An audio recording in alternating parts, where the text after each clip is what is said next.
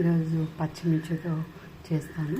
ఇది వచ్చేసి బజ్జీ మిర్చి అండి, కారం ఉండవు. ఇప్పుడు మనం చేసుకునే దానికి ఇలా కట్ చేయాలి. మిడిల్కి కొంచెం చేయాలని మనం చేసుకునే పౌడర్ స్టఫింగ్కి బాగుంటుంది. ఇది కారం ఉండదు, పప్పులో కానీ దేనికైనా సరే నంచుకొని తినడానికి చాలా బాగుంటుంది. దీంట్లో 1 కప్పు పుట్నాల పప్పులు వేసుకున్నామండి. ఈ చిన్న కప్ ఇది అందాజుగా వేసుకోవచ్చు. మన పచ్చిమిర్చి అండ్ మనం తినే పౌడర్ని బట్టి. జీలకర్ర, ఉప్పు, సరిపడా ఉప్పు. కావాలంటే చిల్లీ పౌడర్ యాడ్ చేసుకోవచ్చు అండి, నేను యాడ్ చేయట్లేదు. పౌడర్ లాగా చేసుకుంటే మంచి స్మెల్ వస్తుంది. పొట్టిన పొడి దీంట్లో స్టఫ్ చేశానండి.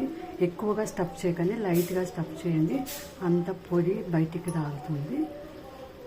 ఫ్రై అయ్యాక పొడి ఉన్న సైడ్ కాకుండా కింద సైడ్ నుంచి పెట్టండి. ఇలా 1 by 1 పెట్టేసేయండి. పెట్టేసి ఫస్ట్ 1 సైడ్ ఫ్రై చేసుకున్నాం, మళ్ళీ నెక్స్ట్ సైడ్ తిప్పి ఫ్రై చేసుకున్నాం. సెకండ్ ఒకసారి ఫ్రై అయ్యింది, రెండో సైడ్ తిప్పేస్తున్నాను. ఇప్పుడు మూత పెట్టేస్తున్నాను.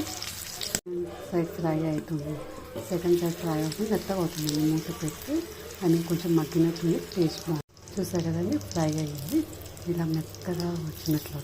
ఇప్పుడు మిగిలిన పప్పుల పొడి యాడ్ చేసేద్దాము, కలిపేద్దాము.